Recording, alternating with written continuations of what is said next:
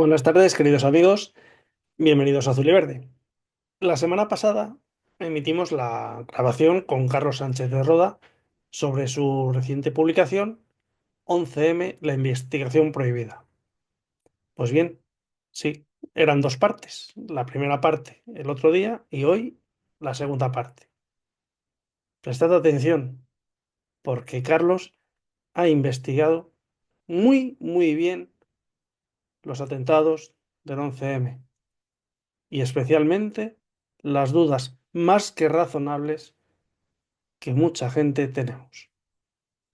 Bueno, pues estamos aquí, nos hemos dado un pequeño respiro después de la primera parte tan intensa con Carlos Sánchez de Roda, que nos está contando su nueva publicación, el libro titulado 11M, la investigación prohibida.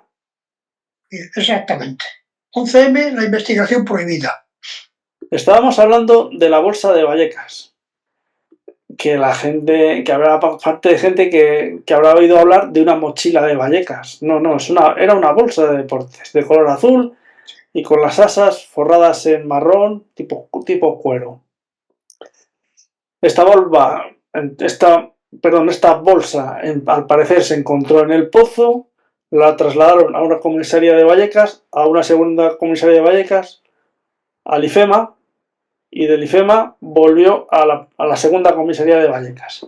Sí, en IFEMA la dejaron, volvieron los policías a la comisaría y les llamaron para que fuesen otra vez a buscarla a IFEMA. Fueron otra vez a IFEMA a buscarla. ¿Por qué razón la trasladaron de IFEMA a la comisaría otra vez? Pues parece ser como una orden de una juez. Es lo que yo he visto, pero es una cosa un poco rara porque todos los otros tres trenes, las bolsas de los otros tres trenes, se había hecho lo mismo en los demás, se habían llevado a IFEMA y ahí se habían quedado. Incluso los policías que llevaron lo del pozo a IFEMA dicen que una vez en IFEMA pusieron unos carteles, como ponían unos carteles para indicar a qué tren correspondía cada una de las bolsas que llegaba allí. Y entonces ellos pusieron el pozo, como había otras con otros trenes. O sea, se ve que estaba previsto que fuesen allí todas, cuando se ponían esos carteles. Sin embargo, una vez allí, pues hubo, eso no recuerdo bien cómo fue, pero hay una juez que interviene, sería que correspondería a lo mejor lo del pozo a otro juzgado, fue la jueza y que dijo que lo llevasen a la comisaría. Fue una jueza auxiliar del Olmo que se hizo cargo de IFEMA. Eso no lo sabía. Tenía esa idea, pero no me acordaba del asunto. La historia que no es una bolsa cualquiera, porque era una bolsa de unos 10 kilos de peso, un poquito más de 10 kilos. Más de 10 kilos. Más de 10 kilos, y que una vez en la comisaría de Puente de Vallecas, una agente mujer de policía, al abrirla, observó que ahí había de todo. Sí, exactamente. Vieron que eso que era un artefacto explosivo, porque vieron allí un teléfono y vieron dinamita, había allí. Entonces, pues aquello, y los cables que estaban conectados por ahí, con los detonadores, y lo cerraron otra vez, o lo dejaron allí y decidieron, parece que tardaría un tiempo en decidir qué hacían con ello, pero al final lo subieron en un coche y se lo llevaron a Parque Azorín para desactivarla allí en Parque Azorín, lo cual ya empieza a ser también un poco raro, ¿no? Sí, porque recuerdo hablando con TEDx el año pasado, y hay dos formas de desactivación de explosivos. Una es la europea, otra es la americana. La europea se desactiva in situ, es decir, no se coge el artefacto explosivo y se pasea por ahí. Claro, eso es lo que me extraña también, sin conocer mucho el asunto, pero me extraña porque yo creo que no ha habido otro caso así de que se encuentre un artefacto explosivo y se lo lleven en un coche a otro sitio. Yo no tengo conocimiento de eso en otros atentados. No, pero yo sepa. Entonces, bueno, sí. ¿Y qué pasó en el Parque Azorín? ¿Le interesa esto? Sí, en el Parque Zorín, ahí tenemos un testimonio muy importante. Una persona un inspector de la policía científica, que es el que hace el relato más exacto de lo que ocurrió allí, porque a él le encomendaron la misión, como ya se hacía normalmente al parecer en otros casos parecidos, de fotografiar el artefacto antes y después de la desactivación. Y entonces él llegó allí con su cámara en aquella época eran cámaras de carrete, no eran electrónicas, entonces llegó allí con su cámara para hacer el reportaje fotográfico. Y allí se encontró, para empezar, le sorprendió que estuviese allí el mando el comisario general de información que estaba allí presente, dirigiendo la operación. Aquello le extrañó que tuviese esa relevancia. Y entonces, bueno, él procedió, le pidieron que hiciese las fotos y él dijo que vio allí el artefacto en la bolsa. Él dice que vio una bolsa de basura, lo que dice, bueno, pues es que lo vio de lejos. No se acercó al principio por motivos de seguridad. Y entonces pidieron que hiciese la foto y él dijo que era peligroso porque a lo mejor tenía algún sistema que por la luz pudiese activarse la bomba. Entonces el comisario le dijo que se la diese a uno de los TEDAS y que los TEDAS reconocían mejor el asunto que fuesen e hiciesen la foto. Entonces así se hizo, le entregó su máquina, los TEDAS quedan protegidos como normalmente ellos saben hacer, y tomaron, él vio de lejos cómo funcionaba el flash de la cámara, cómo se hacían las fotos, volvieron para atrás y le devolvieron la máquina, él cogió su máquina otra vez y la obtenía él. Entre tanto, una cosa importante que dice, bueno, el comisario estaba teléfono en mano dirigiendo la operación, él decía que de vez en cuando hablaba por teléfono. Y entonces los artificieros TEDAS le dijeron que sería conveniente desactivar las viviendas próximas, por motivo no saltase alguna esquina, algún fragmento, entrase por una ventana y produjese alguna desgracia. Y entonces el comisario, pues parece ser que estaba en su contacto telefónico y dijo que no era necesario hacer esa evacuación de las viviendas próximas, que procedieran a desactivar. Y efectivamente se hizo la desactivación y él dice que esto es un relato que dio por escrito y oral el policía científico que estaba allí, que luego lo escribió de su puño y letra, escribió una carta al juez explicando lo que había visto y otra a su superior.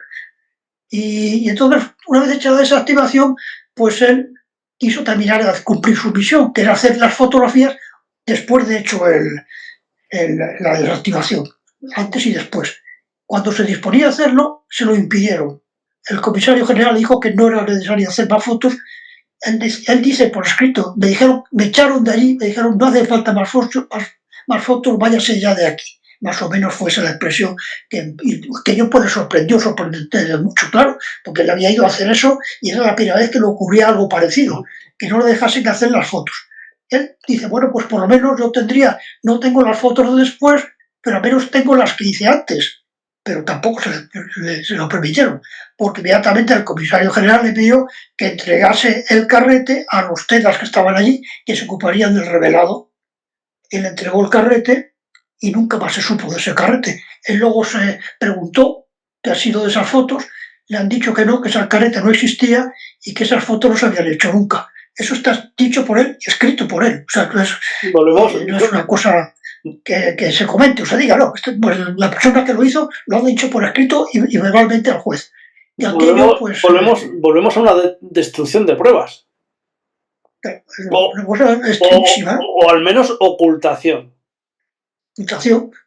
Por lo menos, vamos, impedir hacer las pruebas, impedir hacer las fotos de después, con lo cual no hay ninguna foto. Luego apareció una foto ahí en América de algún periódico americano, me parece que fue una foto extraña de la mochila, pero no existen las fotos, una vez que se ha desactivado, del teléfono, de todo lo que había allí, sí, lo que quería él haber hecho. Esa foto no que salió en una televisión americana, me parece que estaba hecha en la comisaría. Porque me parece recordar que había una silla y no estaba en el parque. Efectivamente, no estaba en el parque. Entonces hicieron allí la foto ya en la comisaría, pero que no se ve gran cosa. Él quería haber hecho una foto pues, del artefacto, todo su contenido. Una vez abierto, y él dice que no, que él dice además eso, insiste en que él vio una bolsa de basura, es lo que él dice y escribe. Y eso, que no lo dejaron fotografiar después y que lo que fotografía antes se lo quitaron, desapareció. Y cuando pregunta le dicen que no, que eso no existe, que esas fotos no se tomaron. ¿Qué había en esa bolsa que precipitó la dirección de la investigación? Claro, ahí en esa bolsa pues se encontró todo lo necesario. Se encontró el explosivo, que ya se dijo que sí, que ese explosivo era el de todas las demás bombas, sin argumento alguno para justificar esa afirmación. se encontró metralla, que no había las demás bombas, metralla, luego se supo esos años después que no había habido metralla, y había una cosa importantísima, un teléfono con una tarjeta que ya estaba destinada a coger a Zugam. Al llamar O sea, ya desde el principio. O sea, yo lo que me da la impresión es que ya desde el mismo día 11 ya se sabía, estaba ya perfectamente planificado lo que se iba a hacer, que se iba a destruir todo lo de los trenes, que se iba a utilizar esa bolsa y que se iba a coger a Zugam. Porque llamar. había una tarjeta que encaminaba a Zugam. ¿Esa tarjeta cómo encaminaba a llamar Zugam?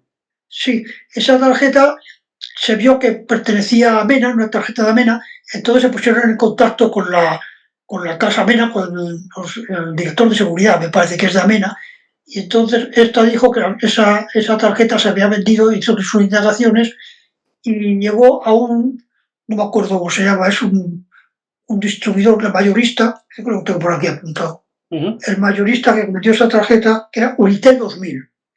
Unitel 2000 la empresa que comercializó esa tarjeta. Entonces fueron dos policías de paisano como clientes allí a preguntar qué había sido con eso, a quién se lo habían mandado. Y le dijeron que le habían mandado a Sindhu Enterprise, que es una empresa que llevaban unos indios. Bueno, fueron ahí donde fueron los policías, ahí a Sindhu Enterprise. Y a Unitel le habían dicho que le habían mandado a Sindhu. Y en Sindhu fueron allí los dos policías a decir, con la tarjeta correspondiente, a preguntar. Entonces le dijeron, sí, efectivamente, esto se ha comprado aquí. Le enseñaron una factura de haberla comprado, o sea que Sindhu la había comprado a Unitel, y el albarán correspondiente. Y en el albarán venía toda la lista de tarjetas, eran 30 tarjetas, entre las cuales estaba esa que estaba en la bolsa de Vallecas. Y estos policías dijeron que, bueno, le preguntaron los indios que les podía, que si no había funcionado bien esa tarjeta, pues la excusa era esa, que esta tarjeta no funciona bien. Y dice, bueno, pues se la cambiamos por otra, le dijeron. Y no lo aceptaron, dijeron que estaba bien y se marcharon de allí. Y luego hicieron una nota, pidieron una fotocopia del albarán donde figuraba la tarjeta. Y se fueron de allí con eso, sin preguntar al parecer qué habían hecho ellos luego con la tarjeta. Sabían que había llegado de ahí, que la habían vendido, pero no preguntaron más. Sabían que estaba, y se llevaron la fotocopia del albarán. Entonces luego con eso lo llevaron a la comisaría y allí pues decidieron que había que continuar con el asunto. Entonces al día siguiente volvieron tres policías, no sé, 3 o 4 policías más, con un inspector, el inspector Parrilla, que es el que estaba al mando de aquel asunto, que le pusieron al mando. Y allí volvieron otra vez a la tienda de los indios, de Sindhu Enterprise, y ya pues les preguntaron qué había sido de esa tarjeta. Entonces fueron corriendo, parece que cuando lo preguntaron, subieron a buscar un libro donde llevaban ellos anotadas el registro de las ventas de las tarjetas. Y en ese libro aparecía, un día, creo que tengo exactamente aquí lo que ponía, porque es importante lo que ponía porque luego se confundió el asunto. Ponía Mohamed 100, Amena 650. Esa es la anotación que ponía, que ellos decían que correspondía a esa tarjeta, que no se sabe porque no ponía números de tarjeta. O sea, en el libro de registro ponía el día 25 de febrero, Mohamed 100, Amena 650. O sea, una numeración de tarjeta en cantidad, no los números número de tarjeta. Para identificar cada tarjeta. Exactamente. Y luego el inspector Parrilla, cuando fue luego, eso ya en el juicio, le preguntó Bermúdez que cómo había deducido eso, que iban a la calle Tribulete, que era el locutorio de Zugam, o sea que habían dicho que desde la tienda de Sindhu Enterprise había ido a la calle Tribulete. Entonces él dice que en el libro ponía, que había ido en el libro exactamente 25 de febrero, 100 tarjetas, 600 euros, locutorio de la calle Tribulete. Lo cual es falso, eso no ponía eso, en absoluto, no ponían eso en absoluto. Entonces, hubo un rifirrafe en el juicio por ese asunto, pero al final resulta que efectivamente. Y el juez que no hay documento ninguno que pruebe que esa tarjeta fue allí, porque no pone nada más que 100 tarjetas, 600 euros, Mohamed. Entonces, eso no dice nada. Entonces, según lo que venía en el libro, ¿qué es esto? Y lo que dijo el inspector, ¿qué es esto otro? Exactamente. ¿El juez dedujo testimonio al inspector o...? Y eso figura incluso como pieza de convicción en el sumario. Eso que no convence de nada, ni prueba nada, en Vale. absoluto. Pero entonces, ¿en qué se basan para que fue? Porque efectivamente es así, fue la tienda, la tarjeta esa fue a la casa, a la calle Tribulete. Pero eso fue porque lo dijeron personalmente el matrimonio que tenía la tienda de Sindhu, Sí. le preguntaron, y aparte del libro, le preguntaron, ¿y qué? Entonces ellos tienen buena memoria y sabían que esa tarjeta formaba parte de otras 100 que se vendieron en el locutorio de la calle Tribulete. Dijeron que las llevaron ellos personalmente y que se las entregaron a uno que se llama Mohamed, que es con el que trataban normalmente. Mohamed Bakali era, que es un empleado de la tienda, un socio, no a Jamal Zugan. Jamal Zugan, esa tienda en la calle Tribulete la tenían 3 socios, que eran Zugan, su hermano Mohamed y otro Mohamed Bakali, que es el que figuraba en el libro. Una Pero que pregunta. eso, Una Zugan, pregunta ahí.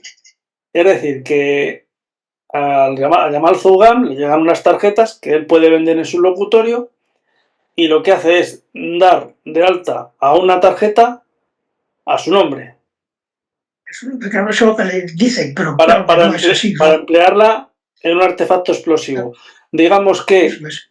el propio vendedor, Yamal Zugam, podría haber tomado el nombre, el DNI de cualquier otro cliente y haberla dado de alta y habérsela Claro, vendido o dejado a su presunto comando para que fuera claro. empleada. O sea, ¿No? lo que es absurdo es que si él forma parte del comando, que se la compre, se la venda a él mismo para llevarla y que No, luego se queda ahí esperando tranquilamente. Él mismo sabe mejor que y, nadie y que, que la y, traza que, de una tarjeta se sigue perfectamente. y que ponga su Entonces él nombre. se queda esperando ahí en su tienda a que vayan a detenerlo. Y que ponga su nombre, que puede poner. Pues no, hombre, sí, No o te sea, digo yo pues eso es absurdo. no te digo consultar el Eso es boletín oficial del absurdo. Estado para ver el nombre y el DNI de una persona, pero que tiene ¿No? otras posibilidades. Y Y además una lo cosa, detienen entonces. el resto de artefactos y el resto de tarjetas de telefonía que se emplearon, ¿a nombre de quién iban? Pues esto no lo sé cómo, porque el otro no figuraba, es que en la tienda del Tribulete no llevaban registro de las tarjetas, ellos no No, pero me llevaban refiero, registro, perdona Carlos, pero me ellos refiero, compraban y vendían pero no ponían nombres. vale, pero me refiero, bueno, estamos hablando de la bolsa de Vallecas, de un teléfono, Sí, pero entonces una tarjeta nada más. los otros 10 12 explosivos que explosionan en los trenes Claro, dejarían, no sé, el teléfono, la tarjeta, detonadores, no claro. quedó nada por allí. No, eso todo desapareció. El resto de las bolsas no quedó. El resto de las bombas ya sabemos que de los artefactos que explotaron en los trenes no se recogió absolutamente nada. No hay nada que se diga, no queda en todo el expediente, en todo el sumario, no se diga aquí tenemos esto que procedía de una de las bombas. Lo único que hay es lo de la bolsa de Vallecas, que no había estado en ningún tren. De Fíjate, los trenes, absolutamente nada. por poner un Nada. ejemplo, sirva de ejemplo, en el cuartel de la Guardia Civil de Legutiano, donde asesinaron al cabo Piñuel, se encontró un teléfono, no, perdón, un detonador a 200 metros de distancia. En un coche de tren, en un vagón. ¿No? A ver, no se esfuma. Es más, es que hubo dos bombas que fueron desactivadas por Osteda. Una en el tren de Atocha dentro del tren, Sí, sí. en el coche de cabeza se encontró una mochila en el suelo del tren y la desactivaron allí mismo, no la llevaron en un coche a un parque, no, allí mismo Ah, en el no, tren la allí. desactivaron. Una explosión, una explosión. Y hubo otra en el pozo. En el pozo se encontró otra dentro del tren que desactivaron en el andén, también con explosión controlada. Bueno, pues de esas dos, que además fueron explosiones controladas y que yo imagino, sin entender mucho del asunto, que en esos casos es más fácil recuperar algo y se hace un sistema para contenerlo, de esos dos tampoco se recuperó absolutamente nada, ni un trozo de Del, tela de las bolsas, nada. del pozo, cualquiera que pase en estos días, no, llevan 21 años sin borrarlo, pueden ver dónde sucedió ese hecho. En una pared, digamos, en el sentido de la marcha hacia Atocha, en el lado derecho, hay un trozo, no sé, tendrá medio metro aproximadamente, que es de diferente color que el resto de la pared de hormigón. Ahí, Efectivamente. Desactivaron Y un hay paquete, todavía las una bolsa.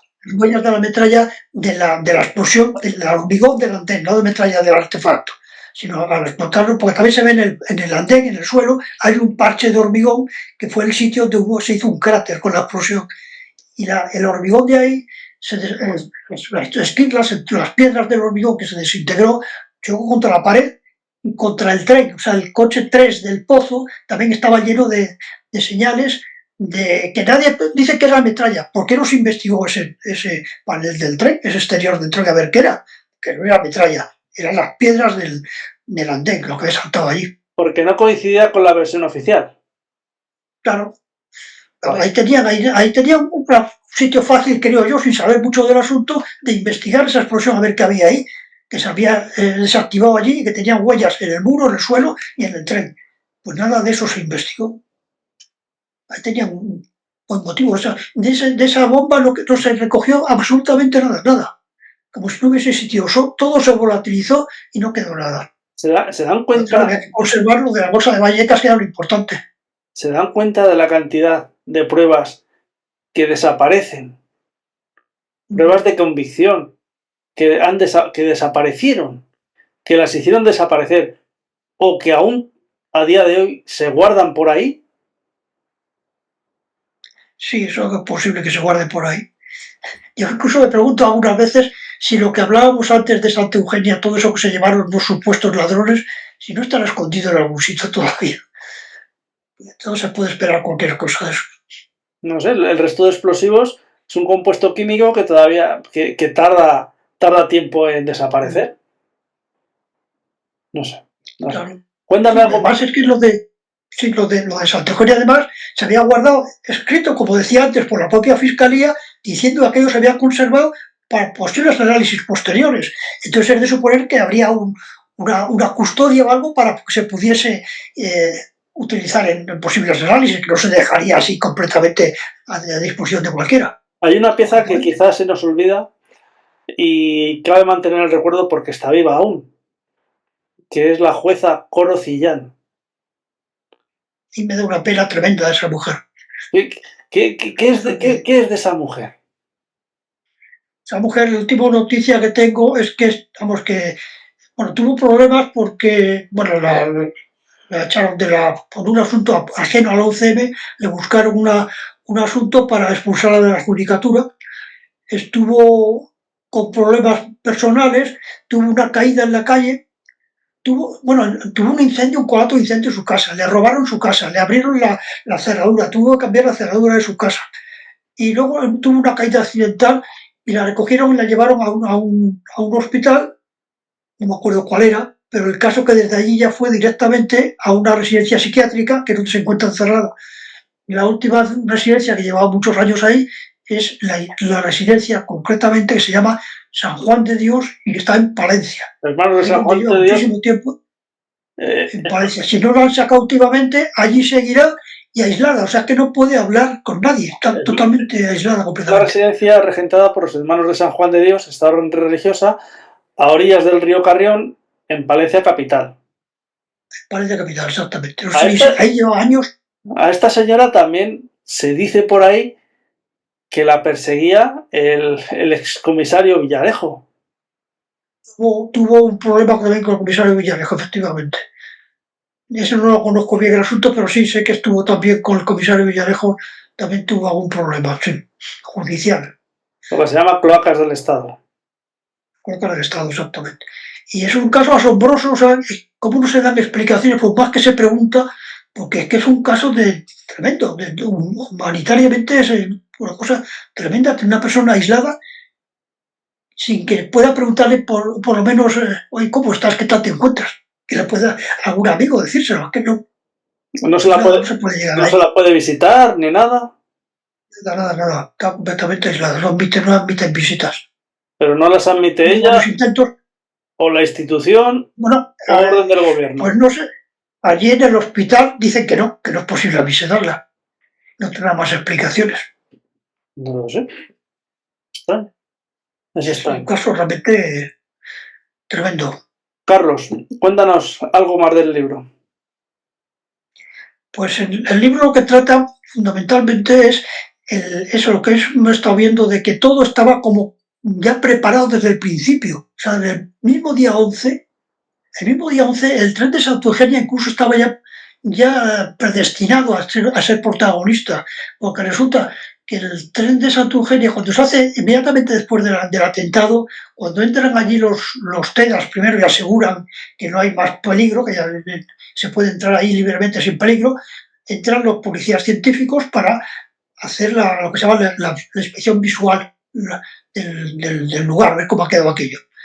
Y entran en los 4 trenes. Y curiosamente, en Santa Eugenia, cuando hablan de las explosiones, mientras que en los otros trenes, todas las explosiones de los otros trenes, hablan en las actas correspondientes, no está escrito en el sumario. Ha habido una explosión, ha habido otra explosión y no sé qué, sin más datos, simplemente hablan de explosiones. Llegan al de Santa Eugenia y dicen, ha hecho explosión una mochila, eso lo dicen el día 11 por la mañana, ya un poco después del atentado. Ha hecho explosión una mochila que se encontraba situada en la bandeja portaequipajes, en el lateral izquierdo del derecho y encima de 3 asientos laterales, parece que dice. O sea, un lugar, ¿por qué dicen que es una mochila? ¿Y por qué lo colocan justamente ahí arriba? En un sitio más que, si miras en lo que dice el acta de los 3 asientos laterales y lo comparas con la explosión, se equivocan, pues no es encima. En los trenes de cercanías, como sabes, hay sitios que son 3 asientos laterales que están mirando lateralmente, dando el pasillo, y luego hay asientos que están enfrentados a la cabeza o a la cola del tren. Son asientos frontales. ¿Puedo hacer un apunte? Dicen que están encima de 3 asientos laterales, y es mentira, porque luego hay un cráter en el suelo, que ignoran en toda la investigación, se ignora ese cráter, que está puesto en medio de 4 asientos frontales. Entonces ellos entran allí, lo ven y escriben una mentira. ¿Y por qué? Junto a ese cráter no, había una mujer desnuda, con una incisión a la altura del abdomen, de donde salía paquete intestinal, sin signos vitales. Pues y además, no sé por qué. Y además, te lo aseguro, no tenía metralla. Tiene metralla. Sí, no tenía nada. Tú, lo has visto tú, porque lo has visto perfectamente y lo has dicho directamente. Y bueno, pues eso me hace ver por qué hacen esto del mismo día 11 por la mañana, dicen esta barbaridad, mienten al hacer esa acta. Y luego ya después, bueno, inmediatamente cogen la bolsa, que yo estoy seguro de que no estaba en ningún tren y que la colocaron, ya la montó y la dijo allí, y le pusieron ya la tarjeta para ir a Zubán. O sea, estaba ya todo preparado. Inmediatamente empiezan a retirar todo el material mobiliario que decíamos de los trenes y lo hacen desaparecer. Todo eso desde el primer día. Todo eso ocurre el primer día. Entonces ya, luego pues viene todo seguido, las consecuencias de todo eso. Carlos, has escrito de nuevo un excelente libro, una excelente recopilación. Tenemos tantas preguntas que todas las respuestas que nos dieron, lo único cierto son 192 muertos. 191 ese día y el asesinato de TEDx. Sí, sí. Eso, en el libro cuento eso desde el principio con la predestinación hasta el final, cuando se rompen las últimas esperanzas, se pierden las últimas esperanzas, que es con el archivo de la querella que lleva la juez Cillán, precisamente, que cuando ya se dio carpetazo al asunto, y con un pequeño fleco que hubo con la querella que sentó Zubán contra las testigos que le habían dicho que estaban en los trenes. Él presentó una querella que sufrió, vamos, que no fue admitida y luego llegó al Tribunal de Derechos Humanos de Estrasburgo, al Tribunal Constitucional de España, llegó esa querella y luego al Tribunal de Derechos Humanos de Estrasburgo. En ambos sitios hubo un abogado que le metieron que venía era asesor de Marruecos y que le hizo fracasar en los 2 sitios, pues no llegó ni siquiera a presentar la querella en Estrasburgo. Le engañaron a Zubán y a su familia. O sea, desde el principio hasta el final, le doy cuenta. Señores, señoras, amigos, hay que leer a Carlos Sánchez de Roda. 11M, la investigación prohibida. De nuevo, gracias, Carlos. Has dedicado gran parte de tu vida a esto. Pues sí. Muchas gracias, Muchas hablamos. gracias a ti, muchas gracias a ti. El martes 19 de marzo, guardias civiles y policías nacionales se concentraron de forma simultánea frente a las delegaciones y subdelegaciones del gobierno en toda España. Perdón. La movilización fue convocada por la plataforma unitaria que agrupa a asociaciones profesionales de la Guardia Civil y a sindicatos policiales como son UCIL, AUGC, AEGC, IGC, JUPOL, SUB, SPP, entre otros. El mensaje común fue claro, directo y contundente. No somos funcionarios de segunda. No aceptamos más cesiones. Queremos dignidad, respeto y equidad. Los agentes portaban pancartas con lemas como mismo trabajo, mismo sueldo, sin medios no hay seguridad y no a la fragmentación del Estado. ¿Qué reclaman? En primer lugar, una equiparación salarial real con las policías autonómicas. A día de hoy, un mozo de escuadra o una exchancha cobra entre 500 y 700 euros más al mes que un guardia civil o un policía nacional, pese a ejercer funciones similares y con frecuencia en condiciones más duras. En segundo lugar, el reconocimiento de la profesión de riesgo, una vieja demanda que sigue sin atenderse. Esta condición implicaría mejoras en la jubilación, protocolos de salud laboral, protección psicológica y cobertura ante lesiones o fallecimientos en actos de servicio. La gota que ha colmado el vaso es el anuncio del gobierno de negociar con comunidades autónomas y partidos políticos que no gobiernan la posible transferencia de competencias en materia de inmigración, control documental, fronteras, puertos y aeropuertos.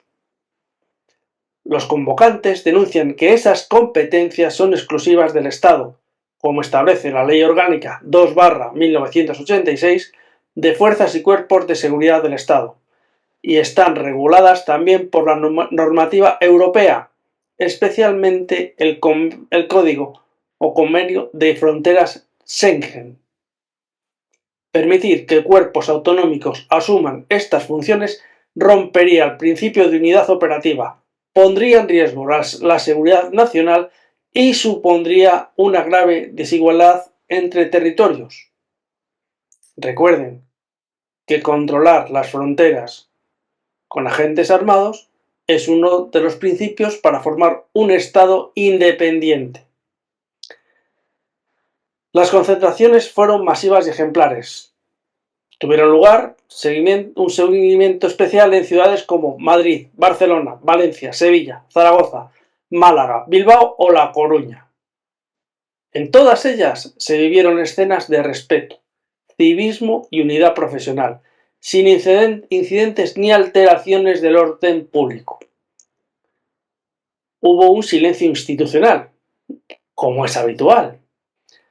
Pese a la dimensión de la protesta, el ministro del Interior, Fernando Grande Marlaska, sigue sin dar respuesta.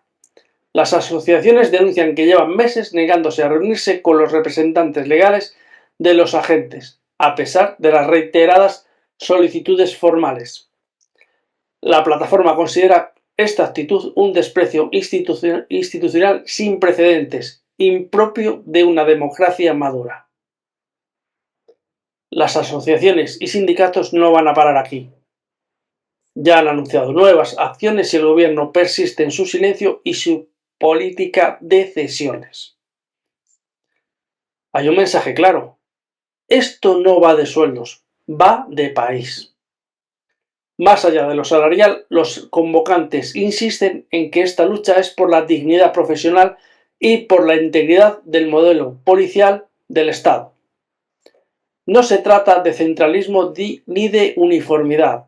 Se trata de eficacia, de legalidad y de igualdad entre españoles. Porque la seguridad no se puede trocear. Porque quien arriesga su vida por todos merece ser tratado como igual. Y porque no se construye cohesión social ninguneando a quienes la protegen. Pues bien, la única representación de apoyo político ha sido la presencia y declaraciones de Javier Ortega Smith, diputado nacional de Vox. El resto de partidos se han escudado en la celebración de un pleno en el Congreso de los Diputados. ¿Por qué será que Vox siempre está y el Partido Popular solo a veces? En fin, no me meteré en estas comparaciones. He aquí el reportaje elaborado. Muy buenos días. Una vez más, nuestra policía y nuestra Guardia Civil reivindicando dignidad, porque no es otra cosa. Los españoles tienen que tener claro que la reivindicación de nuestras fuerzas de seguridad del Estado es la reivindicación de la seguridad de todos los españoles. Nos encontramos ante la decisión del Gobierno de España en Madrid, pero en todas las delegaciones de España la voz es unánime. Dignidad. Dignidad para que nuestros agentes tengan un salario digno. Y la única manera de conseguir un salario digno es con la anticipación salarial. Ese principio de que al igual trabajo, igual remuneración. Remuneración de policía autonómica, como los mozos de escuadra, como la policía foral de Navarra, como la Archancha. En definitiva, que a igual trabajo, igual remuneración, también lleva implícito un principio de una pensión de jubilación digna. No hay derecho que nuestros agentes, cuando se jubilan, tengan unas miserables pensiones que no les permiten llegar a fin de mes. Y tan importante como eso es reconocer el principio de que es una profesión de riesgo, es decir, una profesión en la que ponen en riesgo su integridad física, su vida y su seguridad por la seguridad de todos. No hay derecho que, a diferencia de otras policías autonómicas, esta profesión, estos agentes, servidores públicos de Policía Nacional y Guardia Civil, no tengan reconocido la condición de profesión de riesgo y que cuando se jubilan no se les tenga en cuenta.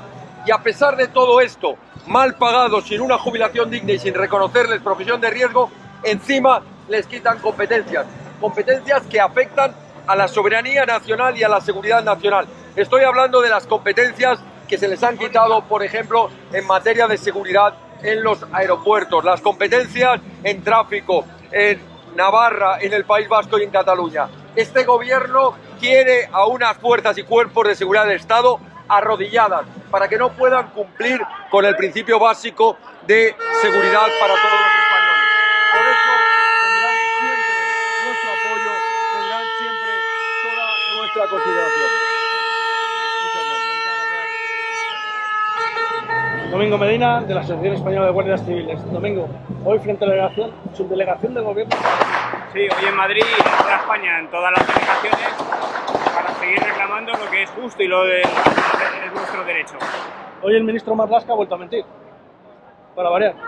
Lo que no sabemos es si alguna vez dice algo coherente y algo que sea cierto, porque hace unas declaraciones y a las 2 o 3 semanas vuelve a decir otras declaraciones totalmente contrarias. Dijo que no iba a haber transferencia de competencias y ahora al parecer sí hay transferencia de competencias. Nosotros seguimos sin equiparación, sin una jubilación digna y sin ser reconocidos como profesión de riesgo. Y eso el ministro y el secretario de Estado, que también es su responsabilidad, hacen nada por hacerlo bien. Pero no solo las competencias en Cataluña, sino la Guardia Civil del Mar, en Vascongadas también están perdiendo responsabilidades allí. Lo que ocurre con los servicios marítimos provinciales es desdeñable, puesto que carecen de medios, de una jornada laboral acorde, y si ya ni siquiera pueden salir a navegar, que es su principal función, pues no sé para qué los tienen. De verdad, es como decíamos hace unos días nosotros mismos, gotita a gotita nos quieren quitar a la Guardia Civil del territorio nacional. ¿Y el director general opina algo? Pues como decíamos hace poco, a la directora general estamos esperando que sea el pleno del Consejo o el extraordinario que solicitamos, y esperemos que en vez de decir algo, haga algo, que es para lo que está como directora general. En fin, Domingo, muchas gracias. Nada. A vosotros, como siempre, por darnos visibilidad. Buenos días, estamos en la calle Miguel Ángel, frente a la subdelegación de gobierno en Madrid, con Mónica del SUB, de la plataforma. De la plataforma, sí, soy la portavoz de la parte de Policía Nacional. Estamos el SUB, el SPP, la OFP, por parte de Policía Nacional. Hoy, aquí reivindicando como en el Congreso el otro día. Pues sí, hoy nos volvemos a despertar con que nuestro ministro en la sesión plenaria acaba de decir otra vez que no se cede, entonces No sabemos si es que ya su manera de trabajar es la mentira o es que no se leen los papeles, porque la proposición lo dice bien claro, que las competencias de inmigración van a ir a los Mossos d'Esquadra cuando es un tema constitucional y cuando es una competencia de los únicos dos cuerpos del Estado, la Policía y la Guardia Civil. ¿Esta propuesta quién la ha hecho? ¿El PSOE? ¿Junts? Bueno, pues los dos, yo creo. Unos por acción y otros por omisión. Está claro que, o intuimos que el texto pues vendrá de los independentistas, que son los que quieren al final que Cataluña sea un Estado y lo que quieren es con estas competencias ese reconocimiento.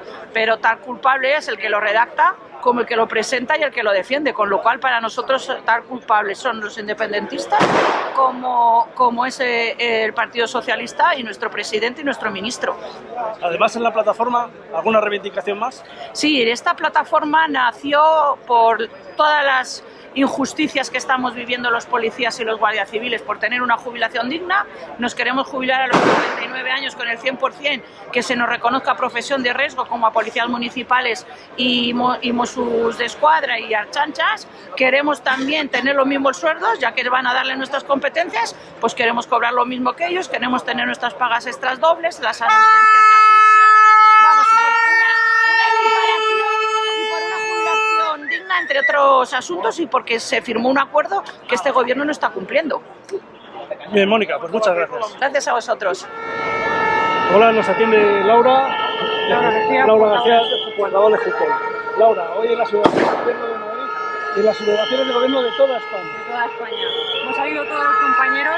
Nosotros directamente pedimos la dimisión de Marlaska, pensamos que ya no está capacitado para seguir al frente del Ministerio del Interior por esta cesión a los Mossos d'Esquadra de competencias que son exclusivas y propias de Policía Nacional y Guardia Civil, como son las relativas a inmigración y fronteras. También salimos a la calle por nuestras reivindicaciones principales, que son la equiparación salarial real, una jubilación digna y que se nos considere de una vez por todas profesión de riesgo, que los policías nacionales y guardias civiles, por desgracia, aún no lo tenemos concedido. Además de estas movilizaciones, ¿cuál es el futuro?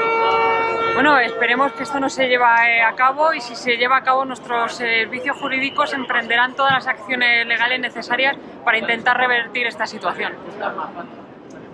Te iba a preguntar por el Consejo de la Policía. ¿Vosotros vais allí o no? Bueno, de momento no vamos, ahí serán los de arriba, como digo yo, los que decidirán, y vamos, de momento no vamos a ir. ¿Tenéis declarado conflicto colectivo? Tenemos declarado el conflicto colectivo, eso es. ¿Hay previsto algún consejo, alguna comisión del consejo? De momento lo desconozco. Los conocemos. Pero mantenéis comunicación, nos lo dicen, cuándo va a haber o no va a haber. La comunicación sí que hay, siempre se comunica a todos los sindicatos cuando va a haber una posible reunión. Pues nada. ¿Deberíais de mandar una copia de la ley 2/86? Sí, para que se la lean, ¿no? Un articulito solo al doctor en Economía Pedro Sánchez. Sí. Para que al menos lea. Eso es, y que sepa que solamente Policía Nacional y Guardia Civil somos fuerzas y cuerpos de seguridad del Estado. Si es un artículo, uno, no es un tocho, un articulito así, chiquitito. Pero bueno. Un placer. Muchas gracias, Laura. Hasta luego. Muy buenas, aquí tenemos a Daniel de Independientes Guardia Civil. Independientes de la Guardia Civil, ¿qué tal? Buenos días. Buenos días, Daniel. Pues aquí estamos reivindicando lo que entendemos que es de justicia para Guardia Civil y Policía, que es que no nos roben las competencias en materia migratoria y control de fronteras. Entendemos que no se puede politizar con la seguridad de un país, y en este caso, pues este gobierno lo que está haciendo es precisamente eso. Sí, pero no solo tráfico, los aeropuertos, la Guardia Civil del Mar en San Sebastián y en Barcelona ya está teniendo problemas con los motos y con los Archanchas, que aparecen ahí con barquitos. Así es, esto es un goteo continuo de una pérdida progresiva de competencias, se está cediendo a otro tipo de intereses políticos cuando la seguridad del Estado, que legalmente tenemos atribuida por la Ley 282, se la atribuye precisamente a Guardia Civil y Policía Nacional, y no se está cumpliendo. La verdad es que esta mañana acaba de mentir otra vez. La verdad que ya no nos sorprende, porque una vez dice una cosa y luego dice otra. Estamos completamente defraudados con las declaraciones que está haciendo de forma constante el ministro del Interior, y le exigimos que tenga un compromiso con sus policías y con sus guardias civiles, y que de una vez por todas deje esta idea de cesión de competencias, en este caso en materia migratoria, y que de una vez por todas cumpla otras cosas como en su día nos hizo, como es la equiparación salarial y la declaración de riesgo para policías y guardias civiles, que a día de hoy sigue sin acometerse. ¿Un ministro que mienta debería ser ministro? Nosotros entendemos que un ministro debe hacer sus funciones de forma ajustada a derecho y entendemos que con estas cesiones de competencias pues no se está ajustando a derecho. Pues estamos jodidos con este hombre. La verdad que sí, pero bueno, ojalá que para eso estamos aquí, para intentar hacer las cosas, para que nuestro llamamiento llegue a este gobierno y tomen conciencia y de una vez por todas pues pongan fin a este disparate. Bueno, pues muchas gracias. Nada, gracias a vosotros. Juan, de la Subdelegación Unificada de Seguimos en la Subdelegación de Gobierno de Madrid hoy y en la Sí, hoy 19 de marzo estamos concentrándonos en todas las delegaciones del Gobierno de España para seguir con el mismo mensaje al Ministro del Interior, que no se puede esconder por más tiempo, que esté donde esté, nosotros vamos a estar y vamos a seguir reivindicando y atendiendo no solamente ya las cuestiones de la Guardia Civil y de la Policía Nacional, sino entendemos que de toda la ciudadanía, porque la cesión, o nos da igual como lo quieras llamar, la delegación de las competencias en la frontera de Cataluña es un tema que afecta a toda la ciudadanía. Y luego entendemos que sigue sin darnos el mismo trato que a los Mossos de Escuadra, que a las Chainas, que a las policías locales, y esto es una locura. No puede ser que la Policía Nacional y la Guardia Civil estén permanentemente olvidados por el Ministro del Interior. Y detrás de Cataluña vendrá las Coladas, Navarra, Galicia, Asturias. Es un no parar, es una cadena en cascada, están desmantelando a la Guardia Civil y a la Policía del Estado y Canarias y Baleares y todo el mundo va a tener una cuenta económica y cada vez hay menos policía, cada vez hay menos guardias civiles, cada vez la seguridad pública está más comprometida y parece que todo vale. Y el problema es que esto va a generar un daño muy difícil de revertir y esa es nuestra preocupación. ¿Y tendremos una frontera por comunidad autónoma? Bueno, desde luego que si la frontera no es física, la frontera sí que va a estar en el imaginario porque cada vez hay más diferencias entre unas comunidades y otras. Pensemos que, por ejemplo, en Cataluña el número de Mossos de Escuadra que hay para Cataluña es el mismo número de guardias civiles que hay para Galicia, Castilla y León, Castilla-La Mancha, Extremadura, Valencia y Aragón. Son más de media España. ¿Cómo puede tener una comunidad autónoma más policías que la mitad de España guardias civiles? Eso no puede ser. Tienen 26.000 agentes de Mossos de Escuadra y en esas comunidades autónomas que acabas de relatar no llegan a 26.000 guardias civiles. Es una locura.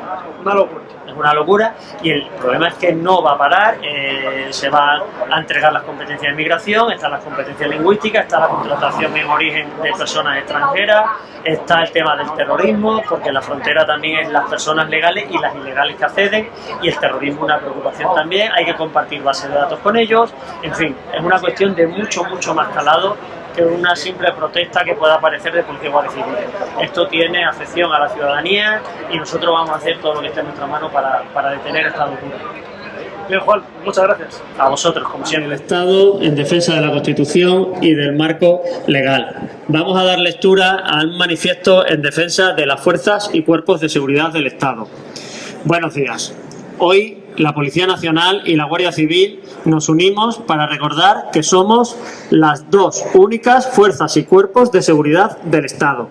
Nuestra misión es garantizar los derechos y libertades de todos los ciudadanos, tal y como establece la Constitución, al margen de intereses políticos o partidistas. Nos debemos exclusivamente a los ciudadanos. Sin embargo, nos preocupa profundamente que un gobierno, para mantenerse en el poder, vulnere las leyes y ceda a los chantajes políticos, aun poniendo en riesgo la seguridad nacional, engañando a Europa sobre los peligros que amenazan nuestras fronteras y la lucha contra el crimen en todas sus formas. Esta cesión ilegal de competencias es una vergüenza. Representa un peligro innecesario para España y para Europa. Policías y guardias civiles no vamos a permitir que se arrebate a los ciudadanos su derecho fundamental, como es la seguridad pública. Un cuerpo policial autonómico no puede asumir funciones que la Constitución otorga exclusivamente a la Guardia Civil y a la Policía, y ninguna de ellas puede afectar a la seguridad nacional. Es inaceptable que el presidente del Gobierno acompañe a grupos independentistas en su intento de desmantelar el Estado y sus instituciones. No es Cataluña la que se separa de España, es España la que se desmorona desde dentro. Si nadie pone freno a esta situación, seremos los propios policías y guardias civiles, junto a partidos, instituciones y ciudadanos que aún creen en el imperio de la ley, quienes acabemos con esta locura. Por supuesto, nosotros sí, siempre dentro de la legalidad. Hoy nos preguntamos, ¿cómo es posible que el ministro del Interior, que proviene de la Judicatura y aseguró en sede parlamentaria que nuestras funciones no admitían cesión, esté ahora alentando esta situación? Su actitud encubre la ilegalidad y humilla a las fuerzas y cuerpos de seguridad del Estado. Exigimos claridad y contundencia en su respaldo a la legalidad y a la policía del Estado. No cabe la tibieza cuando está en juego la integridad de nuestras instituciones y la seguridad nacional. Un presidente del gobierno que nos vende y un ministro del Interior que se pone de perfil son indignos de su cargo. Y mientras tanto, nosotros nos dejamos la piel día a día por la seguridad de todos los españoles, teniendo que soportar la ofensa de quienes siguen mermando nuestros derechos.